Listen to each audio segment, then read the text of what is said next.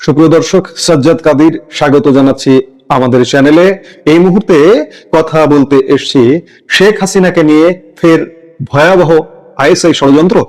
ভারতের মাটিতে আশ্রয় নেওয়া বাংলাদেশের সাবেক প্রধানমন্ত্রী শেখ হাসিনাকে হত্যা করতে এবার পাকিস্তান ভিত্তিক আত্মঘাতী স্কোয়াড নামিয়েছে আইএসআই। গাড়ি বোমা, এমনকি গণমাধ্যমের সুযোগ নিয়ে প্রেস স্টিকার লাগানো গাড়ি, কি নেই এই মাস্টার প্ল্যানে? ঠিক এই মুহূর্তে যখন রক্তক্ষয়ী এক ষড়যন্ত্রের ছক কষা হচ্ছে, তখনই আমেরিকার কূটনীতিতে দেখা গেছে নজিরবিহীন পরিবর্তন। দিল্লি ও ঢাকার আমেরিকান দূতাবাসকে হঠাৎ নির্দেশ দেওয়া হয়েছে আওয়ামী লীগ নেতাদের সঙ্গে যোগাযোগ বাড়ানোর। ভারতের মাটি, ঢাকার ষড়যন্ত্র আর ওয়াশিংটনের হঠাৎ এই মোড় ঘোরা, সব মিলিয়ে দক্ষিণ এশিয়ার রাজনীতিতে ঠিক কি ঘটতে যাচ্ছে, সত্যটা বুঝতে শেষ পর্যন্ত সাথেই থাকুন। সুপ্রিয় দর্শক, সাজ্জাদ কাদির ইউটিউব চ্যানেলে আপনাদের সবাইকে স্বাগতম। বাংলাদেশ ও ভারতের রাজনৈতিক সমীকরণ যখন প্রতিদিন বদলাচ্ছে, তখন তথ্য এবং খবরের উৎস নিয়ে আমাদের দৃষ্টিভঙ্গি বদলানো জরুরি। আমি প্রায় একটি কথা বলে থাকি যে আজকের ডিজিটাল যুগে এসে কেবল প্রথাগত গণমাধ্যমই নয়, বরং সামাজিক যোগাযোগ মাধ্যমও বহু গুরুত্বপূর্ণ বার্তা ও সংকেত বহন করে। অনেক সময় মূলধারার সংবাদের আড়ালে লুকিয়ে থাকা বড় বড় চক্রান্তের রূপরেখা ফুটে ওঠে এই সোশ্যাল মিডিয়ার অনুসন্ধানী পোস্টগুলোতে। সম্প্রতি আন্তর্জাতিক ইংরেজি সাপ্তাহিক ব্লিটস এর সম্পাদক সালাউদ্দিন শোয়েব চৌধুরী তার এক্স সাবেক টুইটার হ্যান্ডেলে একটি বিস্ফোরক তথ্য প্রকাশ করেছেন। তার উন্মোচিত এই তথ্য শুধু চাঞ্চল্যকরই নয়, পুরো অঞ্চলের নিরাপত্তার জন্য মারাত্মক হুমকি স্বরূপ।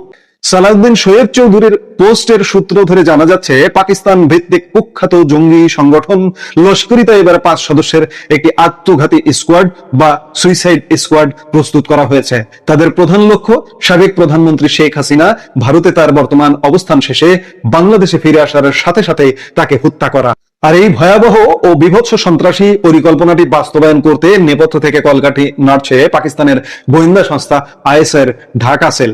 চক্রান্তটি এখানেই শেষ নয়। গোয়েন্দা তথ্যের গভীরতায় গেলে দেখা যায় লস্কর ই তৈয়বার আরো 2 জঙ্গিকে বিশেষ দায়িত্ব দেওয়া হয়েছে।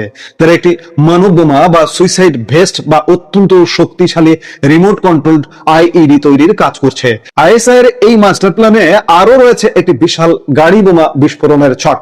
শেখ হাসিনা বাংলাদেশে ফেরার পর তাকে স্বাগত জানাতে যে বিশাল জনসমুদ্র বা ভিড় জমবে, সেই ভিড়কে লক্ষ্য করে এই ভয়াবহ গাড়ি বোমা হামলার পরিকল্পনা করা হয়েছে। সবচাইতে বিপজ্জনক বিষয় হলো তাদের ছদ্মবেশ। তারা সিদ্ধান্ত নিয়েছে এই হামলার কাজে ব্যবহৃত গাড়িটিতে প্রেস বা সংবাদ মাধ্যমের স্টিকার লাগানো থাকবে। উদ্দেশ্য একটাই, জনগণের চোখ ফাঁকি দিয়ে এবং আইন শৃঙ্খলা বাহিনীর মনোযোগ এড়িয়ে খুব সহজেই যেন ভিড়ের ভেতরে ঢুকে এই ধ্বংসযজ্ঞ চালানো যায়। দর্শক, একদিকে যখন আইএসআই শেখ হাসিনাকে ঘিরে এমন ভয়াবহ রক্তক্ষয়ী চক্রান্তের জাল বুনছে, ঠিক তখনই আন্তর্জাতিক কূটনীতির মঞ্চে এক চমকপ্রদ মোড় দেখা যাচ্ছে।